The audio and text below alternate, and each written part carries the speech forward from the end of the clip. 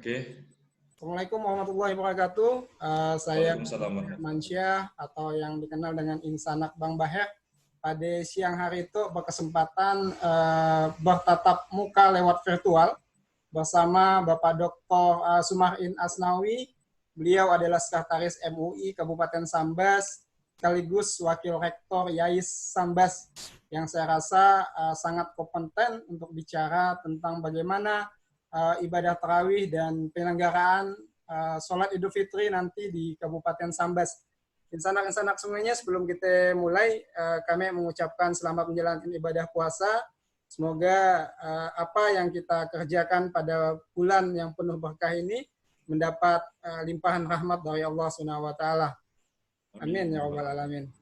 Nah, Pak Ustadz, sekali lagi kami mengucapkan terima kasih di sela-sela kesibukannya sudah sudi menerima undangan via WA untuk berbincang-bincang ringan terkait dengan penyelenggaraan ibadah Idul Fitri nantinya di Kabupaten Sambas. Nah, yang pertama Pak Ustadz, bagaimana Pak Ustadz melihat selama hampir sebulan ya penyelenggaraan ibadah tarawih di Kabupaten Sambas, Pak Ustadz?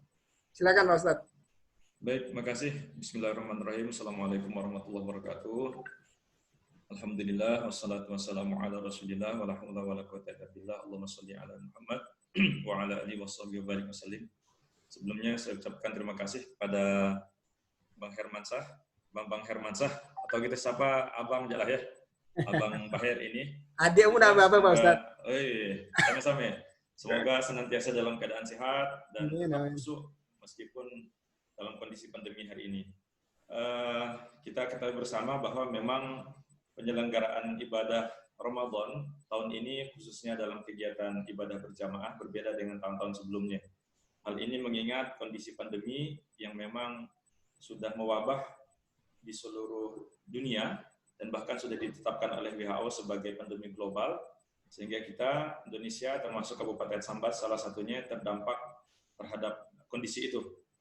Salah satu hal yang menjadikan kita berbeda, karena memang ternyata dari pandemi itu yang disebabkan oleh virus corona atau COVID-19 atau COVID-19 tersebut, ternyata begitu mudah menyebar dan begitu mudah menyebabkan penularan yang begitu berisiko kepada orang ketika berada dalam keadaan berkerumun, ketika berkumpul bersama-sama, dan aktivitas berkerumun dan berkumpul itu mau tidak mau juga menjadi bagian yang kita lakukan dalam aktivitas berjamaah, utamanya sholat maupun penyelenggaraan kegiatan keagamaan lainnya, pengajian dan sebagainya lah ya.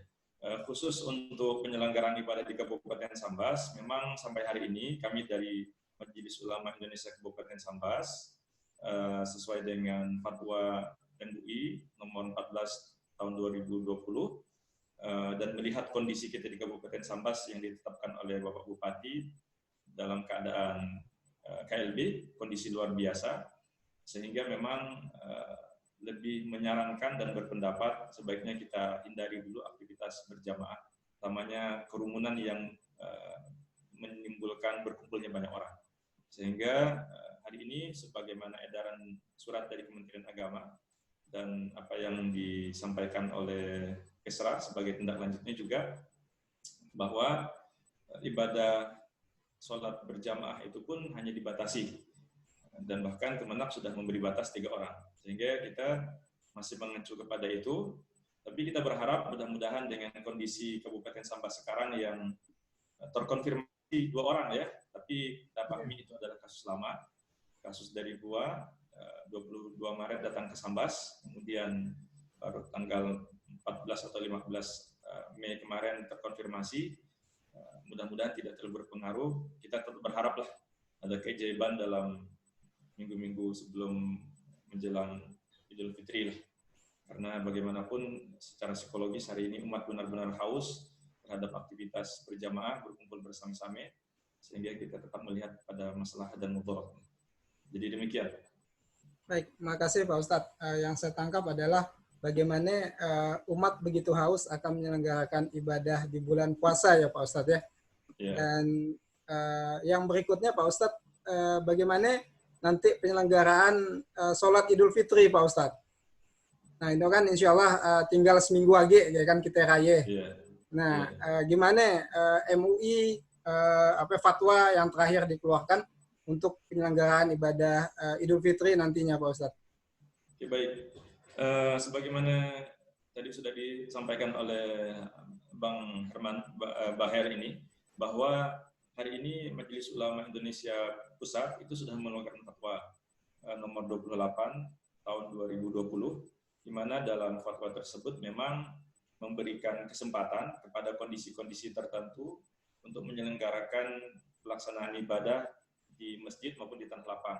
Tapi dalam kondisi-kondisi tertentu juga dalam fatwa itu dijelaskan bahwa ketika memang penularannya tinggi, kemudian risikonya sangat besar, tetap mengacu pada kegiatan dan ibadah, utamanya sholat Idul Fitri itu dianjurkan di rumah.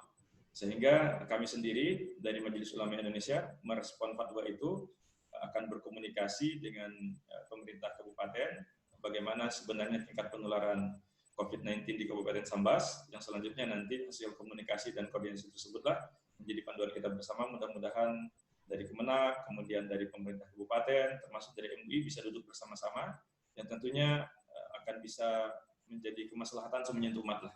Kita berharap ada jalan terbaik lah ya, karena bagaimanapun memang di fatwa tersebut sebenarnya dalam kondisi yang masyarakatnya homogen, kemudian pergerakan orang tidak terlalu tinggi, dan bahkan di gang atau bahkan di komplek-komplek yang diyakini tidak terlalu banyak atau tidak ada pergerakan orang sama sekali, itu memungkinkan untuk melaksanakan sholat Idul Fitri di tanah lapang atau di masjid. Tapi catatannya memang ada enggak jaminan di Kabupaten Sambas ini yang mempunyai wilayah demikian gitu. Makanya secara teknis itu yang agak susah untuk diterapkan. Makanya kita sangat hati-hati karena bagaimanapun penularan COVID-19 ini merujuk kepada beberapa negara di dunia seperti di Italia, di Amerika, kemudian di belahan-belahan dunia sana, begitu ganas dan menyakitkan. Makanya kami sangat berhati-hati.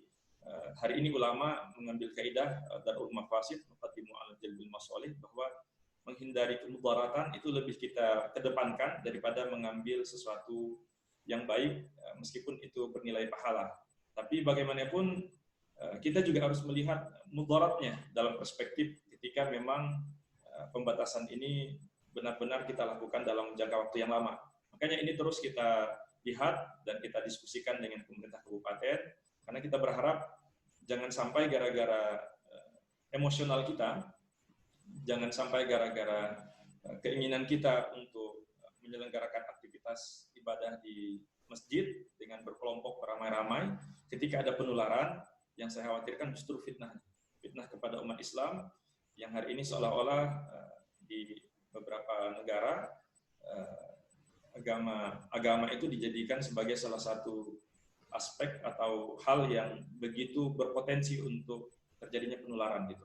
Makanya kami terus terang sangat hati-hati. Satu sisi kita melihat masalah mudarat, satu sisi juga kita melihat fitnah yang harus kita juga pegang untuk bisa membuat keputusan. Jadi sampai hari ini terus terang kami belum bisa mengeluarkan pernyataan secara resmi, karena memang kami terus terang belum berkoordinasi secara langsung dengan pemerintah daerah, belum komunikasi secara langsung dengan pihak-pihak terkait untuk mendiskusikan jalan terbaik penyelenggaraan sholat Idul Fitri maupun ibadah-ibadah berjamaah lainnya di Kabupaten Sambas. Seperti itu. Baik, terima kasih Pak Ustadz. Intinya bahwa sampai saat itu belum ada keputusan MUI bersama pemerintah kabupaten ya Pak Ustadz ya. Bagaimana penyelenggaraan di Kabupaten Sambas ya, karena kondisinya sangat kondisional dan situasional khusus di Kabupaten Sambas. Karena fatwa nomor 28 itu sekali lagi sangat kondisional dan situasional, dan itu yang memang menjadi ruh dan pemahaman kita dalam mengeluarkan pendapat gitu. Ya. Nah, kapan kira-kira keluar surat edaran dari MUI maupun Pemkat, Pak Ustadz? Baik, kami sudah berkoordinasi dengan MUI Provinsi bahwa hari ini kita di Majelis Ulama Indonesia Provinsi Kalimantan Barat, yang salah satunya adalah Kabupaten Sambas, menahan diri untuk melakukan atau mengeluarkan himbauan baik terkait boleh atau tidak bolehnya pelaksanaan ibadah, karena ini menyangkut semua pihak. Makanya kita akan berkonsultasi dengan pemerintah kabupaten. Sedapat mungkin nanti mungkin kita keluarkan semacam surat bersama saja supaya lebih bijak. Karena kalau seandainya hanya MUI yang mengeluarkan, ketika itu sifatnya menguntungkan masyarakat dan justru memudaratkan kesehatan, itu juga kurang baik. Atau begitu juga sebaliknya. Ini kan sangat debatable ini. Sangat hati-hati kita. Satu sisi kalau kita buka mudaratnya kepada kesehatan, di sisi lain begitu hausnya masyarakat juga harus kita pahami. Makanya ini yang memang menjadi pertimbangan kami, kaidah maslahah mursalah itu benar-benar kami perhatikan dalam melihat dan membuat keputusan ini. Sehingga kami berkomunikasi kapan kira-kira, insya Allah mungkin minggu-minggu sebelum Ramadan, sebelum Lebaran maksud saya, mungkin Senin, Selasa, Rabu, mudah-mudahan bisa keluar karena Kamis kita kan sudah cuti bersama. Dan hari Ahad kita sudah menyelenggarakan sholat Idul Fitri, apakah nanti di rumah atau di masjid dan di halaman, kita lihat hasil komunikasi dan koordinasi kami dengan pihak-pihak terkait. Demikian. Baik, insya Allah kalau tidak selesai Rabu ya Pak Ustadz. Iya, mudah-mudahan. Saya tahu ya, psikologis masyarakat hari ini berharap-harap cemas. Berharapnya mungkin, mohon maaf ya, masyarakat umum berharapnya segera kita sholat di masjid, segera kita berkumpul di tanah lapang, dan itu juga mungkin orang pada umumnya. Tapi kita juga harus paham hari ini kawan-kawan medis yang lagi berjuang, psikologis mereka benar-benar dalam kondisi tertekan dan mungkin head to head dengan penyakit tersebut. Jadi kita harus pahami juga psikologis itu gitu. Makanya kita tidak mau keputusan kita justru berefek kepada kemudaratan dan kerugian yang lebih besar untuk kita semuanya gitu. Iya, betul. Kita disuruh cuci tangan, kemudian jaga jarak, tapi sisi spiritualitas harus diisi juga ya Pak Ustadz ya. Siap. Nah, terakhir Pak Ustadz, himbauan Pak Ustadz jika dibolehkan sholat Idul Fitri, apa himbauan kepada masyarakat, dan jika dengan berat hati keputusannya adalah tidak membolehkan sholat Idul Fitri di masjid maupun di tanah lapang, apa himbauan dari MUI Kabupaten Sambas? Baik, kami terus terang tidak mau berandai-andai, meskipun kita punya pilihan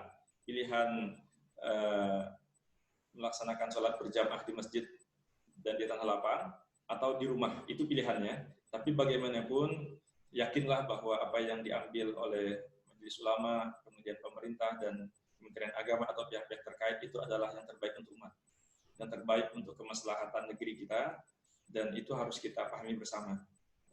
Kalau kita hanya menurutkan keinginan kita, mungkin kita hari ini tidak hidup bermasyarakat. Apalagi penyakit COVID-19 ini, itu sangat mudah menular di tengah kerumunan masyarakat gitu. Dan ini yang harus kita pahami. Sehingga kami benar-benar menghimbau kepada seluruh masyarakat Kabupaten Sambas untuk tetap kita bersabar menuntut kepastian ini sambil berdoa. Sambil berdoa di bulan Ramadan, di 10 malam terakhir, yang bahwa Rasulullah SAW menyatakan ada satu malam yang begitu mulia yang disebut dengan malam Lailatul Qadar. Kita berharap mudah-mudahan ada keajaiban, ada suatu hal yang bisa menjadikan ini terbaik untuk kita semuanya. Itu saja. Mudah-mudahan ini menjadi sebuah pesan yang sangat bermanfaat. Intinya, Ramadan mengajarkan kita untuk sabar. Dan nilai kesabaran itu mudah-mudahan tidak hanya sekedar sabar dalam menahan makan dan minum, tapi juga sabar dalam menanti keputusan, sabar dalam menahan diri, termasuk juga sabar dalam beraktivitas yang justru menyebabkan kemudaratan dan menimbulkan kerusakan yang lebih besar untuk semua orang. Mungkin itu pesannya. Mudah-mudahan ini menjadi sebuah pesan spiritual. Kita sama-sama berdoa lah. Kami sangat begitu berharap ada hal yang terbaik dan itu menjadi kemaslahatan untuk kita semua. Gitu. Baik, terima kasih Pak Ustadz sudah menjawab kegelisahan dan rasa haus dari masyarakat akan beribadah di bulan puasa dan di Idul Fitri nantinya. Mudah-mudahan apa yang disampaikan Pak Ustadz memberikan ketenangan sesuai dengan tema kita pada siang hari ini adalah MUI memberikan ketenangan kepada masyarakat. Amin. Terima kasih Pak Ustadz atas waktu dan kesempatannya. Siap. Saya pribadi mengucapkan selamat menjalankan ibadah puasa. Insya Allah kita dapat bertemu lagi di Sambas tentunya. Amin, insya Allah, amin. Terima kasih Pak Ustadz. Terima kasih. Assalamualaikum warahmatullahi wabarakatuh. Waalaikumsalam warahmatullahi wabarakatuh. Allahu Akbar. Allahu Akbar.